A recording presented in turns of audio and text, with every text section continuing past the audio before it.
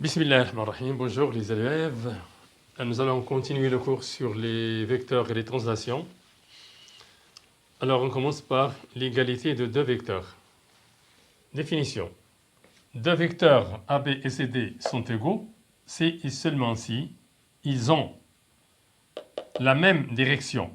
C'est-à-dire qu'il y a parallélisme entre leurs supports. La droite AB qui est le support du vecteur AB, la droite CD, qui est le support du vecteur CD, sont parallèles, les deux droites. Même sens. Les deux vecteurs doivent avoir même sens. C'est-à-dire que le sens de A vers B est le même que celui de C vers D. La même norme ou la même mesure. C'est-à-dire que la distance AB est égale à la distance CD. Cela revient à dire aussi que si on peut interpréter cette définition de l'égalité de deux vecteurs, nous pouvons dire qu'il y a une translation de vecteur AB qui transforme C en D, c'est-à-dire que D est l'image de C par la translation de vecteur AB. Il y a aussi la translation qui transforme A en B. La translation de vecteur AB. La translation de vecteur CD qui transforme A en B. Une autre translation de vecteur CD qui transforme A en B. Et la même translation transforme C en D. Celle de vecteur CD. Cela veut dire quoi aussi? Alors, nous avons conclu une chose pour la translation. Donc, nous pouvons appliquer ici les translations. Nous pouvons dire aussi que, puisqu'on a ici AB parallèle à CD, et la distance AB est égale à la distance CD, nous l'avons déjà vu en deuxième année, que ces deux conditions définissent un parallélogramme. Donc, ce quadrilatère est un parallélogramme. Donc, ABDC est un parallélogramme, ça ne se voit pas ici. Donc, c'est un parallélogramme. Ce champ ne va pas se voir. Nous allons l'écrire après.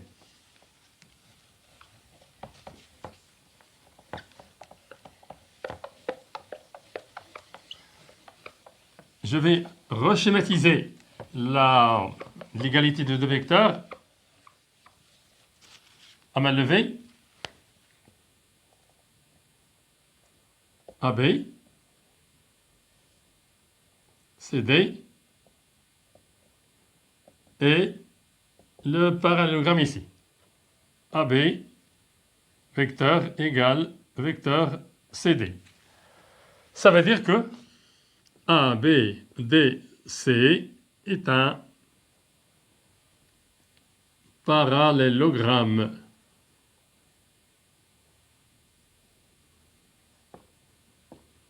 Voilà.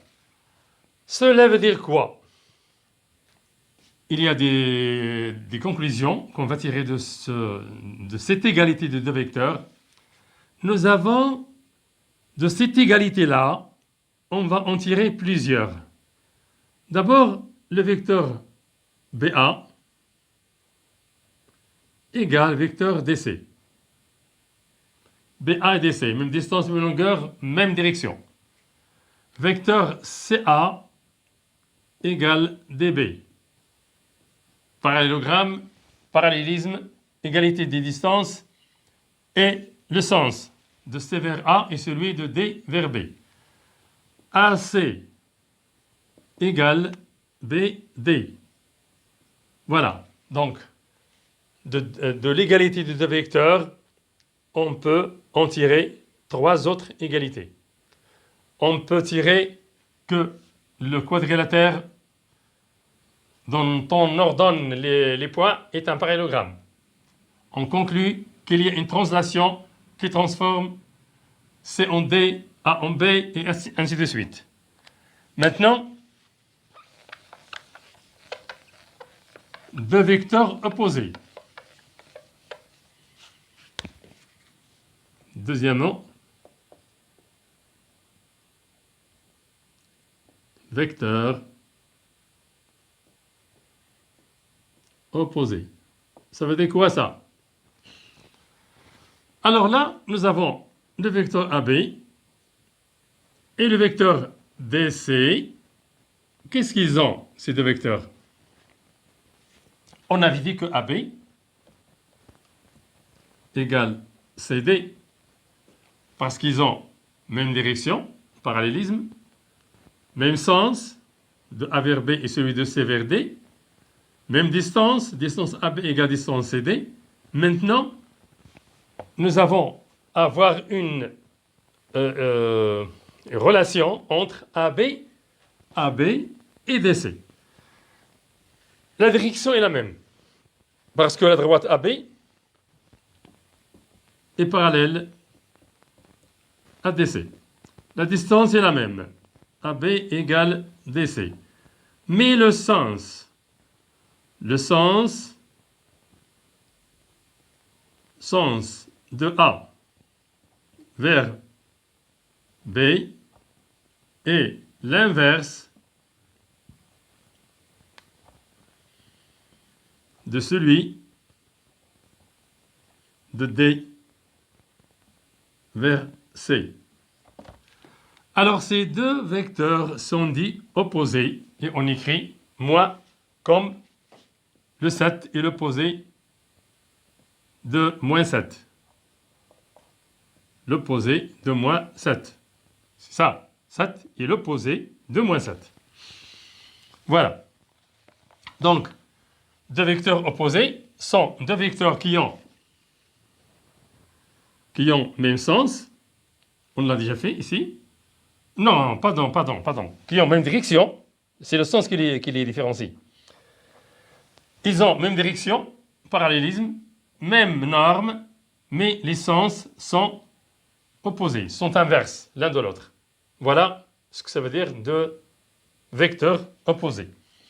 Je vais écrire d'autres égalités. AC et l'opposé de CA d'abord. AB et l'opposé de moins BA. Et ainsi de suite. Nous avons aussi AC et l'opposé de DA, de DB. Regardez. AC, voilà son sens. DB, voilà son sens. Ils ont des sens différents. Je crois que ça vous suffit comme ça pour distinguer entre deux vecteurs égaux et deux vecteurs opposés. Maintenant, je rappelle quelques propriétés de la translation pour en finir avec cette séquence de cours. Une translation est une transformation du plan qui transforme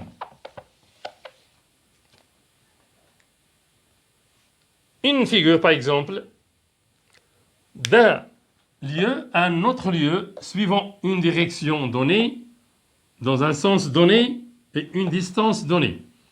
Cette translation conserve les distances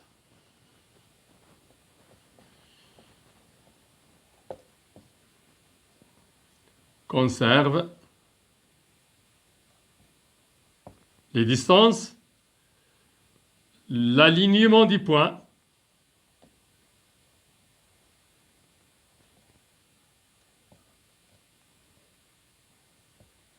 pour ne pas perdre beaucoup de temps, ça veut dire la distance.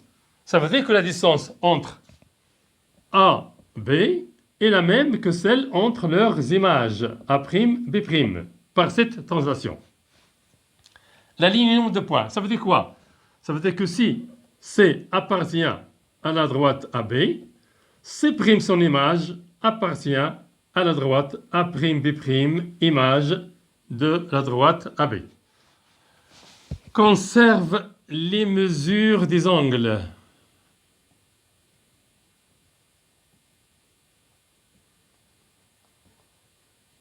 Ça veut dire que l'angle, par exemple, si on a le C qui n'appartient pas, si le C n'appartient pas à la droite AB, ça veut dire qu'on a Pardon. On a un angle BAC ou ACB, n'importe quoi, BAC. Et son image B', A', C'. Ces deux angles seront égaux. Alors, on aura ça égale A, B', A', C'. Donc, c'est ça, ça veut dire la conservation des mesures des angles. On a aussi l'image d'un cercle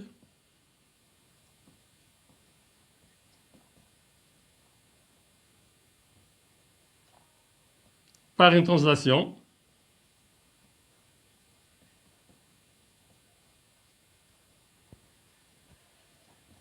est un cercle de même rayon et dont le centre est l'image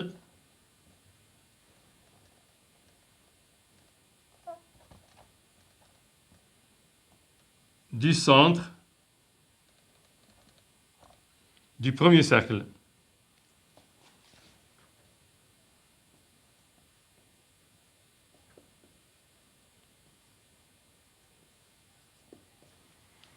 Voilà, ça conserve tout ça, les distances, la ligne de points, les mesures des angles, l'image d'un cercle est un cercle. Ça conserve aussi le parallélisme.